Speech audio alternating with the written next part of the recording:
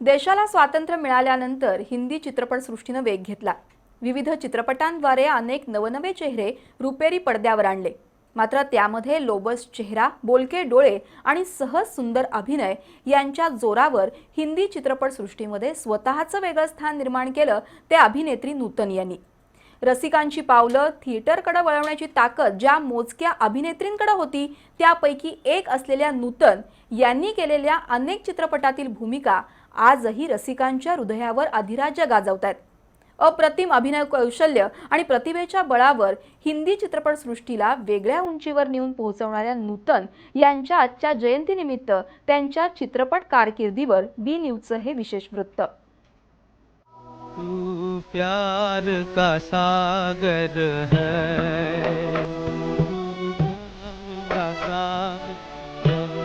तेरी एक बूंद के प्यासे, एक के प्यासे लौटा जो दिया तूने, लौटा जो दिया तूने, चले जाएंगे जहाँ से हम, चले जाएंगे जहाँ से। देशाला स्वातंत्र्य मिळाल्यानंतर हिंदी चित्रपटसृष्टी अधिक बहरली। या काळात चित्रपट निर्मितीलाही वेग आला। या दरम्यान अभिनेत्री शोभना समर्थ यांनी आपल्या कन्येला हमारी बेटी या चित्रपटाद्वारे रुपेरी पडद्यावर सादर केलं। ही कन्या म्हणजेच अभिनेत्री नूतन। 5 जून 1936 साली दिग्दर्शक कुमार सेन आणि अभिनेत्री शोभना समर्थ यांच्या पोटी जन्मलेल्या नूतन यांचा परिवार मराठी होता। नूतन यांना 2 छोट्या बहिणी आणि 1 लहान भाऊ। अभिनयाचं बाळकडू घरातच मिळालेल्या नूतन यांचं शिक्षण स्वित्झर्लंडमध्ये झालं। त्यांची आई शोभना समर्थ यांनी 1950 साली हमारी बेटी या चित्रपटाद्वारे 14 वर्षीय नूतन यांना सर्वप्रथम सादर केलं।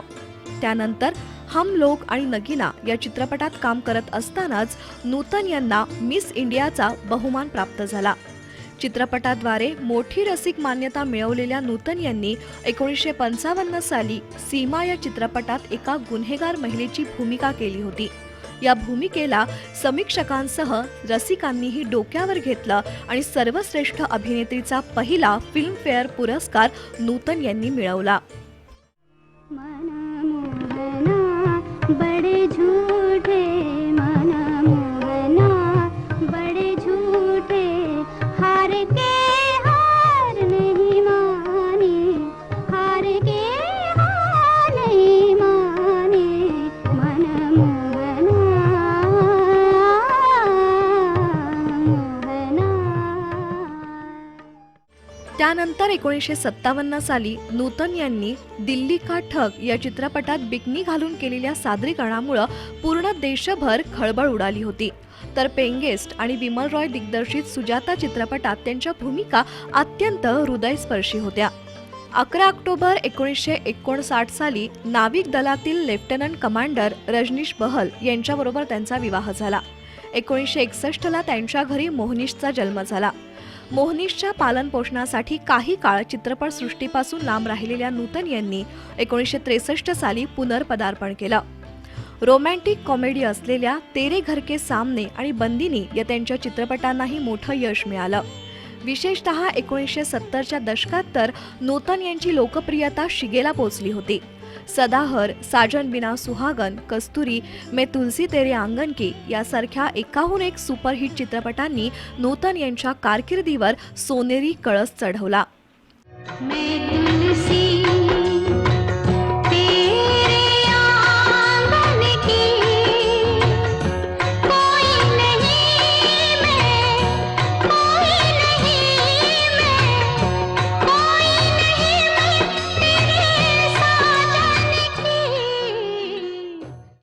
सोने की चिड़िया, अनाड़ी, चंदन, कभी अंधेरा कभी उजाला, आखरी दाव, छलिया, कन्हैया, सूरत और सीरत, मिलन, सरस्वती चंद्र यासारख्या अनेक चित्रपटांमधून नूतन यांच्या अभिनयाची जादू रसिकांना वारंवार चित्रपटगृहाकडे खेचून आणण्यात यशस्वी ठरली। विशेषतः नूतन यांच्यावर चित्रित झालेल्या अनेक गाण्यांनी पिढ्यानपिढ्या रसिक मनावर मोहिनी घातली आहे। 50-60 वर्षांनंतरही त्यांची अनेक गाणी पुन्हा पुन्हा पाहावीशी वाटतात, हीच त्यांच्या अभिनय कौशल्याची पावती आहे. तुम्ही मेरे मंदिर, तुम्ही मेरी पूजा, तुम्ही देवता हो, तुम्ही देवता हो. कोई मेरी आँखों से देखे तो समझे कि तुम मेरे क्या हो, कि तुम मेरे क्या हो. नूतन यांनी काळानुसार बदलत चरित्र अभिनेत्रीची भूमिकाही उत्तमरित्या बजावली.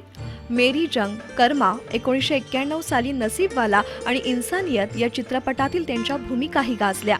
अशा या प्रतिभाशाली अभिनेत्रीचं 21 फेब्रुवारी 1991 मध्ये कॅन्सरच्या विकारानं मुंबईतील ब्रीच कँडी हॉस्पिटलमध्ये निधन झालं. त्यांचा मुलगा मोहनीश बहल हा टेलिव्हिजन आणि चित्रपट अभिनेता म्हणून कार्यरत आहे. तर नूतन यांची धाकटी बहीण तनुजा आणि त्यांची कन्या काजोल या हिंदी चित्रपटसृष्टीतील सुप्रसिद्ध अभिनेत्री आहेत. विविध पुरस्कारांच्या मानकरी ठरलेल्या नूतन यांचा सहज सुंदर अभिनय आणि बोलक्या डोळ्यांची जादू रसिकांना पिढ्यानपिढ्या मंत्रमुग्ध करत राहील यात शंका नाही. बी न्यूजसाठी वृत्तसंकलन विभागासह ताज मुलाणी.